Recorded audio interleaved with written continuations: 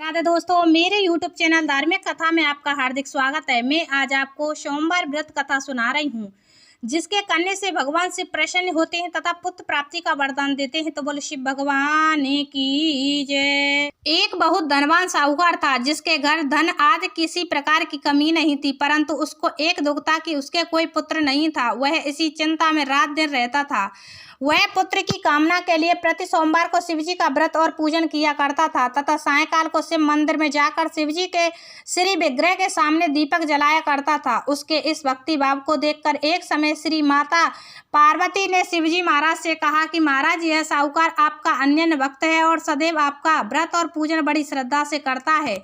इसकी मनोकामना पूर्ण करनी चाहिए। शिवजी ने कहा, हे पार्वती, यह संसार कर्म क्षेत्र है। जैसे किसान खेत में जैसा बीज बोता है वैसा ही फल काटता है, उसी तरह इस संसार में जैसा कर्म करते हैं वैसा ही फल भोगते हैं। पार्वती ने अत्यंत आग्रह से कहा, महाराज, जब यह आपका अनन्य भक्त है और इसको अगर किसी प्रकार का दुख है तो उसको अवश्य दूर करना चाहिए, क्योंकि आप सदैव अपने भक्तों पर दयालु होते हैं और उनके दुखों को दूर करते हैं।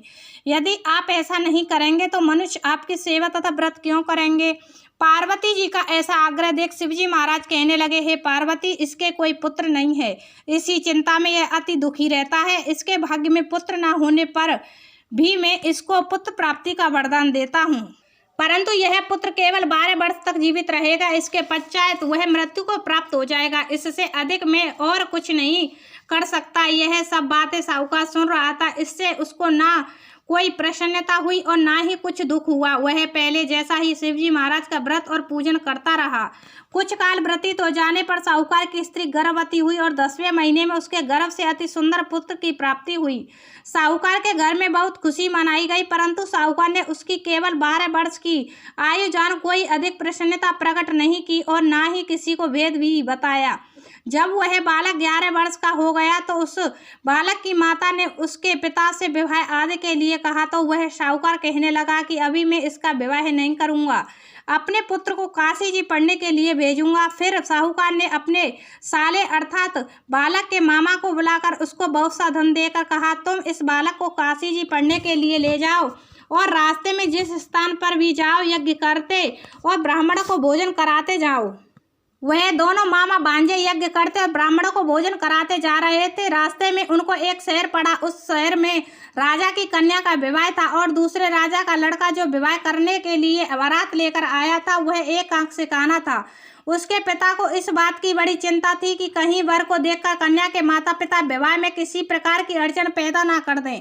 इस कारण जब उसने अति सुंदर सेठ के लड़के को देखा तो मन में विचार किया कि क्यों ना दरवाजे के समय इस लड़के से वर का काम चलाया जाए। ऐसा विचार कर वर के पिता ने उस लड़के और मामा से बात की तो वे राजी हो गए। फिर उस लड़के को वर के कपड़े पहना तथा घोड़ी पर चढ़ा दरवाजे पर ले गए और सब कार्य प्रसन्नता से पूर्ण हो गया। फिर वर के पिता ने सोचा कि यदि विवाह कार्य भी इसी लड़के से करा लिया जाए तो क्या बुराई है। ऐसा विचार कर लड़के और उसके मामा से कहा, यदि आप फेरों का और कन्यादान का काम भी करा दे तो आपकी बड़ी कृपा होगी और मैं इसके बदले आपको बहुत कुछ धन दूंगा। तो उन्होंने स्वीकार कर लिया और विवाह कार्य भी बहुत अच्छी तरह से संपन्न हो गया। परंतु जिस समय लड़का जाने लगा तो उसने राजकुमारी की चुंदड़ी के पल्ले पर लिख दिया कि तेरा विवाह तो मेरे साथ हुआ है, परंतु जिस राजकुमार के साथ तुमको भेजेंगे वह एक आंख से काना है और मैं काशी जी पढ़ने जा रहा हूँ। लड़के के जाने के पश्चात उस राजकुमारी ने जब अपनी चुंदड़ी के पल्ले पर ऐसा लिखा पाया तो उसने राजकुमार के साथ जाने से मना कर दिया और कहा कि यह मेरा पति नहीं है, मेरा विवाह इसके साथ नहीं हुआ है, वह तो काशी जी पढ़ने गया है। राजकुमारी के माता पिता ने अपनी कन्या को विदा नहीं किया और बारात वापस चली गई। उधर सेठ का लड़का और उसका मामा काशी जी पहुंच गए। वहां जाकर उन्होंने यज्ञ करना और लड़के ने पढ़ना शुरू कर दिया। जब लड़के की आयु 12 साल की हो गई उस दिन उन्होंने यज्ञ रचा रखा था कि लड़के ने अपने मामा से कहा, मामा जी, आज मेरी तबीयत कुछ ठीक नहीं है। मामा ने कहा, अंदर जाकर सो जाओ।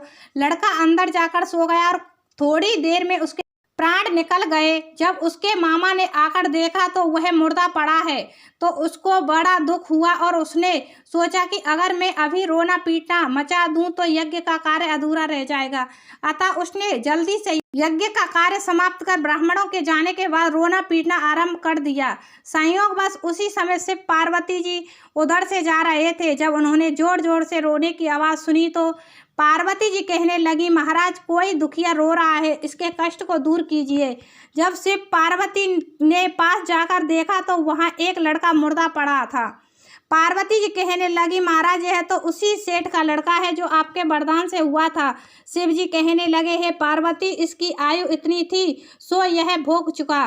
तब पार्वती जी कहने लगी, हे महाराज, इस बालक को और आयु दो, नहीं तो इसके माता पिता तड़प तड़प कर मर जाएंगे। पार्वती जी के बार बार आग्रह करने पर शिव जी ने उसको जीवन वरदान दिया और शिव जी महाराज की कृपा से लड़का जीवित हो गया। शिव पार्वती कैलाश चले गए। तब वह लड़का और मामा उसी प्रकार यज्ञ करते तथा ब्राह्मणों को भोजन कराते अपने घर की ओर चल पड़े। रास्ते में वे उसी शहर में आए जहां उसका विवाह हुआ था। वहां पर आकर उन्होंने यज्ञ आरंभ कर दिया तो उस लड़के के ससुर ने उसको पहचान लिया और अपने महल में ले जाकर उसकी बड़ी खातिर की, साथ ही बहुत दासियों सहित आदर पूर्वक लड़की और जमाई को विदा किया। जब वे अपने शहर के निकट आए तो मामा ने कहा, मैं पहले तुम्हारे घर जाकर खबर कर आता हूँ। जब उस लड़के के मामा घर पहुंचा तो लड़के के माता पिता घर की छत पर बैठे थे और यह प्रण कर रखा कि यदि हमारा पुत्र सकुशल लौट आया तो हम राजी खुशी नीचे आ जाएंगे, नहीं तो छत से गिरकर अपने प्राण खो देंगे। इतने में उस लड़के के मामा ने आकर यह समाचार दिया कि आपका पुत्र आ गया है, तो उनको विश्वास नहीं आया। तब उसके मामा ने शपथ पूर्वक कहा कि आपका पुत्र अपनी स्त्री के साथ बहुत सा धन लेकर आया। तो सेठ ने आनंद के साथ उसका स्वागत किया और बड़ी प्रसन्नता के साथ रहने लगे। इसी प्रकार से जो कोई भी सोमवार के व्रत को धारण करता है अथवा इस कथा को पढ़ता और सुनता है, उसकी समस्त मनोकामना पूर्ण होती है। तो बोले शिव भगवान की जय, माता पार्वती की जय।